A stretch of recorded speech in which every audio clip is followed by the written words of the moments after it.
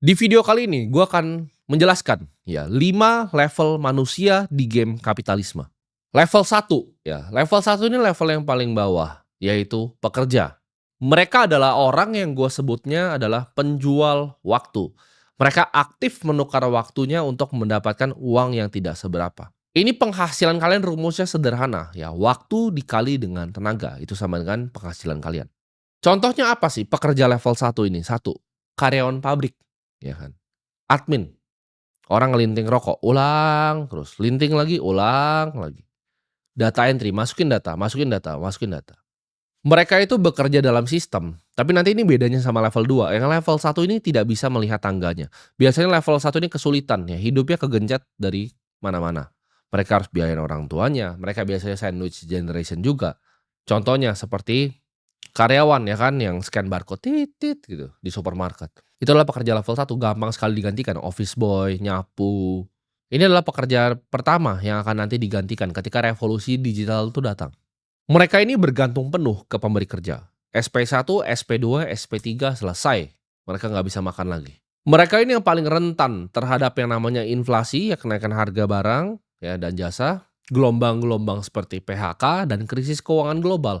Ketika terjadi krisis keuangan, orang-orang yang ini langsung semuanya nggak bisa makan. Ya, ketika ada COVID, ya mereka di rumah aja dulu. Pemilik restorannya bilang, oke, kalian para server ini pulang dulu, gajinya dikurangi. Udah, mereka udah nggak bisa makan lagi itu. Ini pekerja yang level satu di game kapitalisme. Level 2 dari game kapitalisme ini kita udah naik ke tangga yang kedua, yaitu pekerja terampil. Ini masih nuker waktunya untuk skill, tapi pekerjaan yang dikeluarkan, ya value yang dikeluarkan ke dunia itu lebih terampil. Level 2 ini punya skill, ya seperti desain, seperti coding, seperti consulting. Mereka dibayar memang rate-nya lebih tinggi, tapi masih menukar waktu yang mereka punya untuk uang. Contoh apa aja sih ini? Ya, freelancer tuh masih masuk. Ya, walaupun lu kerja untuk diri lu sendiri, freelance ya kan, lu konsultan, ya lu desainer, itu masih masuk. Mereka ini bisa melihat yang namanya tangga korporat. Mereka bisa melihat yang namanya tangga kapitalisme ke depan, ya. Kalau yang level satu ini mereka jadi office boy, mereka ngelinting rokok dari umur 20 sampai 60 akan ngelinting rokok, matinya ngelinting rokok. Sedangkan pekerja terampil ini mereka bisa ada ladder-nya ya. Ketika mereka jadi teller, mereka bisa naik ke atas jadi manajer. Ya, entar bisa jadi kepala cabang, bisa kerja di head office, mereka bisa jadi direksi nantinya, direktur operasional, lalu direktur utama. Ini mereka bisa lihat tangganya, ya. Ketika consulting lagi masih intern, ya kan, awal-awal mulai, lalu bisa naik nanti jadi senior partner, jadi general partner.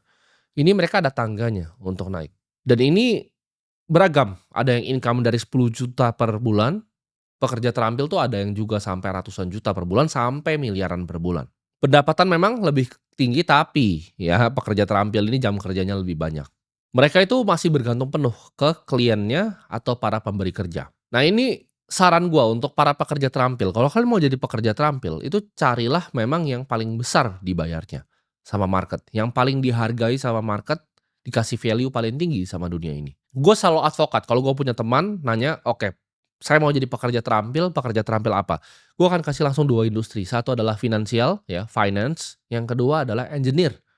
Ya, ini bisa teknologi, bisa mekatronika, bisa robotik. Engineer, ya.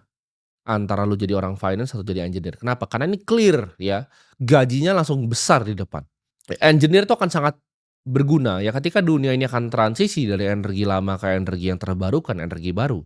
Ini banyak sekali ya, seperti geothermal, seperti solar. Solar itu akan pakai engineer banyak sekali.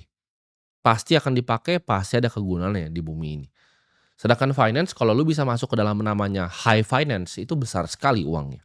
Pekerjaannya, gua sebut di venture capital, di private equity, apalagi di hedge fund, itu besar sekali uangnya. Kalau lu intern ya, lu jangan bayangin seperti di sini, ya kan. Lu misalnya intern di perusahaan internasional di Indonesia, gajinya mungkin paling paling tinggi itu 7,5 juta. Kalian tahu gaji tahunannya kalau kalian intern di hedge fund seperti Jane Street? Jawaban $250.000. Itu starting salary-nya. Gaji awalnya tuh 4 miliar setahun. Itu intern, itu level apa, jongos itu yang disuruh-suruh ambil-ambil minum. Jadi kalian harus pilih ya, industrinya itu yang benar. Jawabannya adalah finance dan juga engineering. Level 3 ya, Level 3 dari game kapitalisme ini udah mulai di tengah nih. Kalau kita piramid ya kan, piramid manusia ini dari yang di tengah. Level 3 itu adalah pengusaha. Ini mereka adalah orang-orang yang membangun sistem. Mereka ini adalah level di mana manusia mulai bangun mesin untuk mencetak uang. Mereka mulai mengerti yang namanya leverage, bagaimana cara menggunakan karyawan, bagaimana caranya menggunakan yang namanya capital, uang, permodalan. Mereka mulai ngerti yang namanya capital structure, uang ini di kemana aja. Mereka mulai mengerti ya produk dan jasa ini mulai mungkin skill-nya udah variatif ya. Mereka nggak cuma ngerti produk dan jasa yang mereka kasih, mereka harus ngerti gimana cara marketingnya, mereka harus ngerti gimana cara menjual salesnya, mereka harus ngerti operasionalnya seperti apa, mereka harus ngerti cara pencatatan finance seperti apa, mereka harus mengerti IT itu seperti apa untuk mensistemkan semuanya. Mereka harus mengerti juga bagaimana caranya HR, mereka harus ngerti cara recruiting orang-orang talent terbaik, cara memiliki orang dengan talent kelas A di perusahaannya seperti apa, ini mulai mereka mengerti semuanya. Tapi balik lagi, ini ada levelnya. Kayak pekerja terampil, ada yang 7,5 juta, ada yang 1 miliar sebulan. Ada juga pengusaha yang cuma 20 juta sebulan, ada pengusaha yang 20 miliar sebulan. Ini resikonya paling tinggi, ya karena bisa bangkrut, tapi ini skalanya paling besar. Ini level manusia itu udah berubah, dia udah berevolusi jadi para pembuat sistem. Di level pengusaha ini banyak yang harus dipikirin, dari kesejahteraan karyawannya, ya. Ini gimana nih cara manage perusahaan 10 orang, cara manage perusahaan 45 orang, cara manage perusahaan 100 orang tuh berbeda. Struktur permodalannya seperti apa. Dan ini levelnya banyak, ya. Ketika lu jadi pengusaha, ya, lu mulai mengerti tadi yang gue sebut antara leverage waktu orang, lu udah nggak tukar nih waktunya untuk uang lagi, dan lu leverage capital lu sendiri, capital yang di-generate dari bisnisnya, dan bahkan juga capital orang, ya. Capital orang ini siapa? Ini gue akan masuk ke level keempat. Level keempat dari tangga kapitalisme ya, piramid lah gue sebut ya, piramid kapitalisme ini level 4 adalah investor. Mereka bukan pembangun sistem lagi, mereka sudah naik kelas, mereka adalah pemilik dari sistem. Investor tuh nggak bekerja, dia nggak datang ke kantor ya.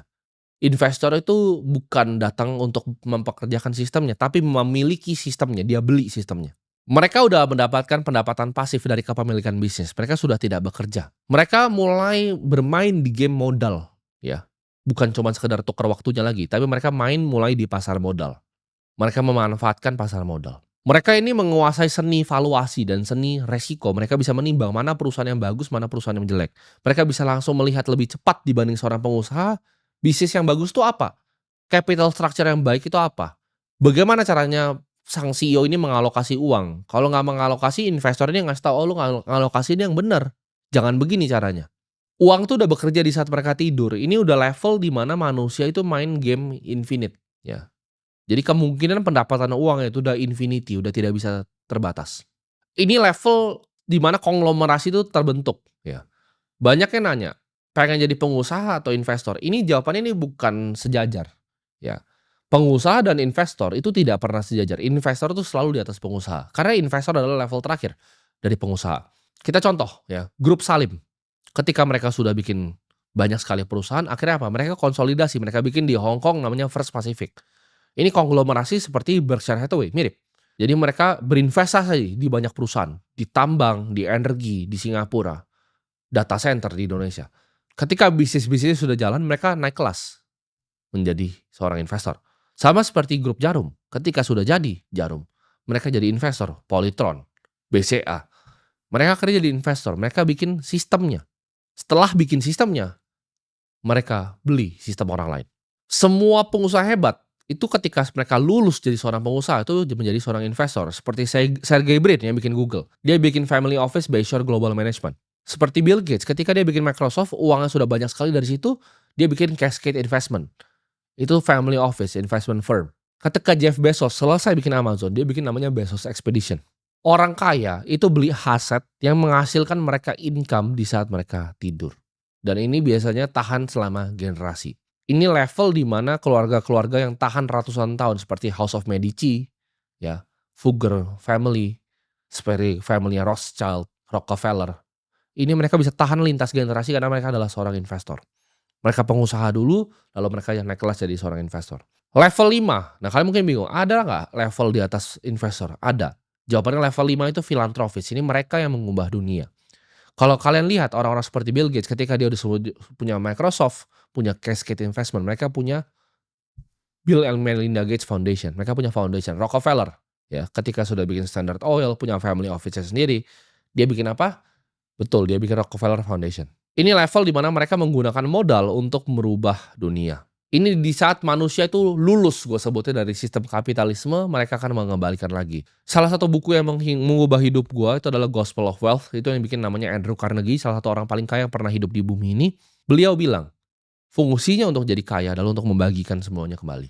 Orang kaya itu berkewajiban menurut dia untuk membagikan kekayaannya untuk improve society overall, untuk improve masyarakat luas.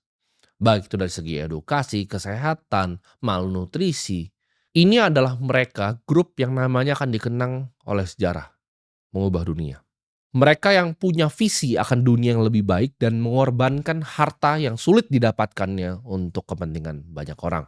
Jadi ketika lu udah jadi pengusaha, ya kan, lu jadi level investor, lu jadi seorang filantropis. Kita bisa lihat Chris Horn dari TCI Fund Management. Dia bahkan bikin namanya TCI, The Children's Investment Fund, untuk anak-anak di seluruh dunia. Ketika George Soros sudah jadi trader yang paling jago, apa yang dia bikin? Dia bagikan lagi ke semua dunia. Ketika Warren Buffett sudah jadi investor terhebat yang pernah hidup, bikin triliun US dollar, ya. Triliun US dollar. Sekitar 16.000 triliun rupiah ini perusahaannya. Dia bagikan 99% untuk dunia. Nah, pertanyaannya sekarang, lu di level mana dan mau nggak lu belajar untuk naik tangganya?